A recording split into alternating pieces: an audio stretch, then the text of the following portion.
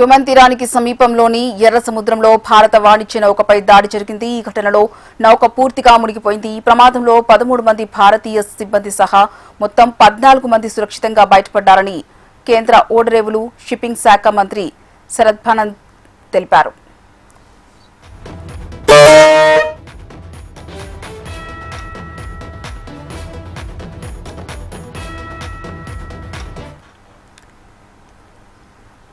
MSV ఫైజే నూరే ఒలియా అనే భారతీయ జెండాతో ఉన్న నౌకపై ప్రొజెక్టైల్తో దాడి జరిగింది. దీంతో నౌక బోల్తాపడి సముద్రంలో మునిగిపోయింది. వెంటనే స్పందించిన యుమెన్ కోస్ట్ గార్డ్ సిబ్బంది అందరినీ రక్షించి సమీపంలోని మోఖా పోర్టుకు తరలించారు.